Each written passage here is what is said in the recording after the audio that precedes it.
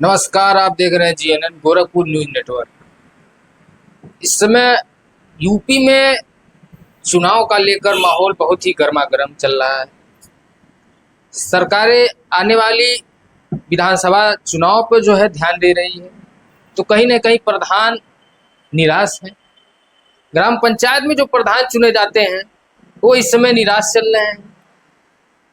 कहीं खुशियां हैं तो कहीं निराशा है, क्योंकि जो प्रधान प्रत्याशी है कहीं ना कहीं मायूस है। तैयारी पर ग्राम पंचायतों में जो प्रधान प्रत्याशी थे उन्होंने अपनी जोरों शोरों से तैयारी की थी, लेकिन कहीं ना कहीं थोड़ी सी मायूसी थी उनके अंदर, क्योंकि चुनावों का डेट जो है बढ़ा दिया गया।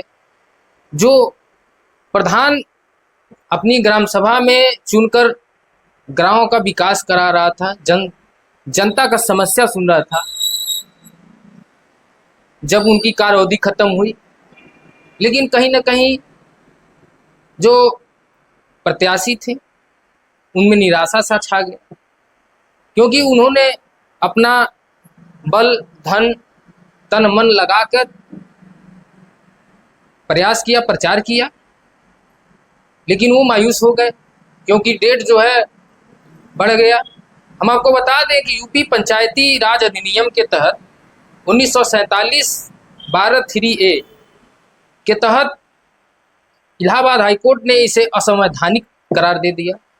लेकिन हम आपको ये भी बता दें कि धारा 243E के तहत पंचायती राज विभाग, जो यूपी पंचायती राज विभाग है, उसके तहत 243E के तहत केवल 5 साल की ग्राम प्रधानी रहती है। लेकिन उत्तर प्रदेश सरकार ने उस पंचायती चुनाव को भी डेट बढ़ा दिया गया और कहीं ना कहीं ग्राम प्रधान जो तत्कालिक थे उनका कार्यभार बढ़ा दिया गया। लेकिन ये कहीं ना कहीं जो प्रत्याशी जो ग्राम पंचायतों में तैयारी कर रहे थे, उनके सपनों पर हंटर लग गया।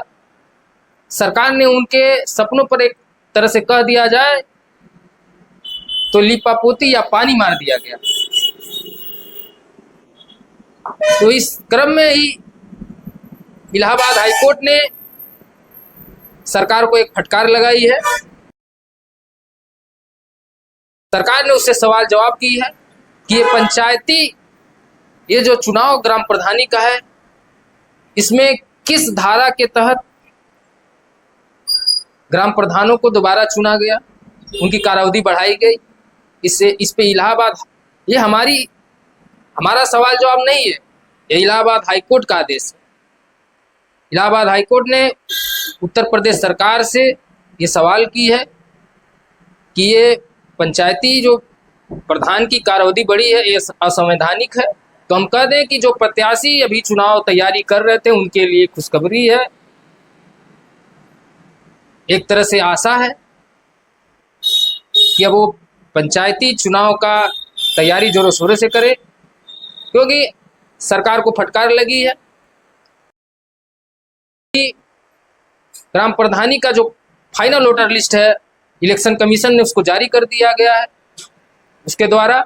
और उन्होंने बताया, इलेक्शन कमीशन ने बताया, हम तो तैयार हैं, लेकिन कहीं ना कहीं अड़चन जो है सरकार के ही अंदर आ रही है, क्योंकि ओबीसी गठन जो उत्तर प्रदेश में पंचायती राज विभाग के द्वारा ओबीसी का गठन नहीं किया गया है, इसके तहत दिक्कतें आ रही हैं। ये सूत्रों के मुताबिक या कह लिया जाए तो उत्तर प्रदेश सरकार जो है अभी तक ओबीसी का गठन नहीं हुआ है, जिससे दिक्कत हो रही है चुनाव में। तो इलाहाबाद हाईकोर्ट की अगली सुनवाई 13 जुलाई को होगी, तो इस पे भी आप ध्यान दीजिएगा, खबरों में बने रहिएगा। और कहीं ना कहीं हम ये कह दें कि चुनाव तो होना चाहिए, क्योंकि आम जनता की जो भी उम्मीदें होती हैं ग्राम प्रधान से होती हैं, विकास कार्य होता है, नाली खड़ंजे का निर्माण होता है, और कहीं ना कहीं भारत में जो देश है वो गांव में ही बसती है, धड़कन है, दिल है, एक उम्मीदें हैं गांव से। ज़्यादातर जनसंख्या जो है गांव में ही रहती है, अभी भी खेती बाड़ी का काम करती है। तो वो जो जनता है वो भी चाहती है कि विकास की योजनाएं जो हों हमें मिले। तो इन्हीं सब खबरों के बीच में हम फिर आपसे मिले हैं, रूबरू हुए हैं। कमेंट के माध्यम से अपनी प्रतिक्रिया साझा करिएगा, शेयर करिए, सब्सक्राइब करिए, लाइक करिए, ताकि जो भी प्रत्याशी प्रधानी चुनाव में उतरने की कोशिश कर रहे हैं या योजना बनाए हैं उनके तक पहुंचे, वो अपनी प्रतिक्रिया साझा करें। और बाकी खबरों के लिए बने रहिए GNN न्यूज़ के साथ। धन्यवाद।